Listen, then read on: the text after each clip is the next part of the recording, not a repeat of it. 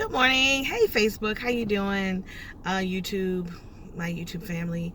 Just wanted to check in. It's Rebecca from Black is the New Red, and I just wanted to chat with you guys for a bit.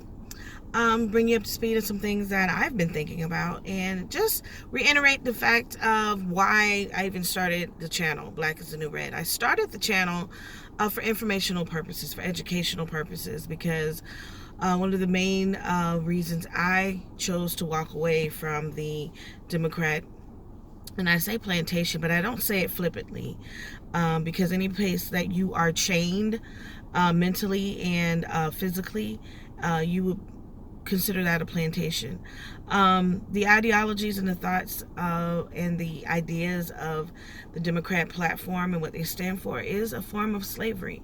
It is a form of a plantation. So when I say plantation, I'm not trying to be flip. I'm really referring to a place of oppression. But I think that once you become educated in certain things, especially your history, I'm a history buff. I'm a history nerd, and I like to read, and I like to find out information for myself. The information is there. It's there if you want to find it. It's not something that is heralded, or it's not something that is readily published and marketed and talked about. But the history is there, and I believe that once African Americans and Americans in general begin to understand the history of the African American and the Republican Party, you will begin to question and ask yourself, why? Why do we still keep voting the way we vote? I know the midterms are over, but we still have to be vigilant. We still have to educate. We still have to spread knowledge. And so that's the purpose of Black is the New Red, the channel on YouTube. So today, just wanted to talk about some little known history facts. I would say Black history, but it's history. We shouldn't just say Black history. And yes, I am getting my glasses because I would like to read a few things. And I don't want to forget, so I wrote them down. We talked earlier in an earlier video about the Republican senators that were Black. Some of the first Republican senators and congressmen in Congress were Black people, coming out of slave states, former slave states.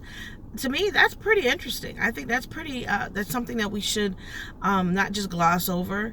It's something that should be talked about. It's something that should be studied in schools. It's something that all American children need to know. Who are these people? You know, I grew up in Florida. I'm a South Florida resident, and I had absolutely no idea who was Josiah T. Walls. Who was this guy? I had never heard of him. But once I began to dig and find out exactly who he was the first Black Republican congressman from the state of Florida. And I think that's pretty important to know. We celebrate Black history all over the United States every year in the month of February. But I had no idea who Josiah T. Walls was from Florida. He served between 1871 and 1872. Again, in 1873 to 1874, and 1875 to 1876. He was the first African American male to serve in Congress. Josiah T. Walls, a Republican. I had no idea. I'm sure a lot of people had no idea as well. And I can go on and on. But when I began to think about why African Americans vote Democrat, we can go back in history and we can see how we probably took a turn in the 1950s and 60s with the passing of the Civil Rights Act, and also the Voting Rights Act of 1964 and 1965.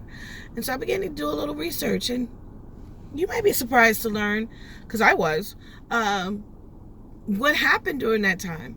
I don't know if a lot of people realize that in 1957, President Eisenhower at the time was pushing legislation called the Civil Rights Act of 1957. And two senators in particular stood out as far as filibustering and voting against the Civil Rights Act of 1957. And you'd be shocked to know who were those two senators.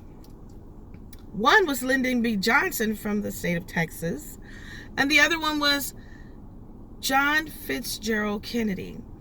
And if you're like me, that's pretty shocking. That would be pretty shocking to you, because both of those men in our history books and the history that is explained to us, heralded and pushed forth civil rights legislation.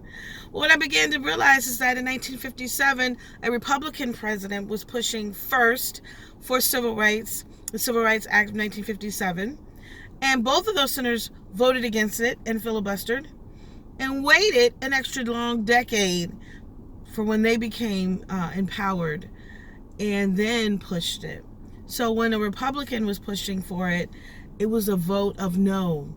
But when the Democrats got control of the White House, it became a yes. And when you think about that from an African American perspective, we could have been enjoying our civil rights, voting rights, privileges almost a decade earlier. So things like this, information needs to be shared. Google it for yourself. Research it for yourself. The 1957 Civil Rights Act, the Voting Rights Act, that was pushed forward by President Dwight D. Eisenhower. Google it. Find out who filibustered that piece of legislation, and you'd be surprised. We need to make wise choices. We need to make informed decisions as voters, as Americans. Know your history, people. Google things, research, go to the library. Knowledge is power, and once you have the knowledge, no one can deceive you. Your brain can't be washed again, okay? It can't. You will know the truth, and the truth shall set you free.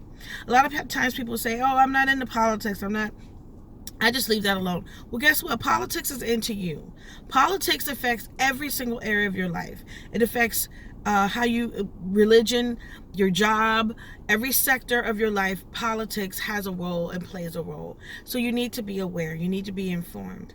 Thank you, guys. Have a wonderful day. God bless you. Join us on our channel, Black is the New Red. Click, subscribe, share, because I think it's information all Americans should know, not just African Americans. God bless. Take care. Love you guys.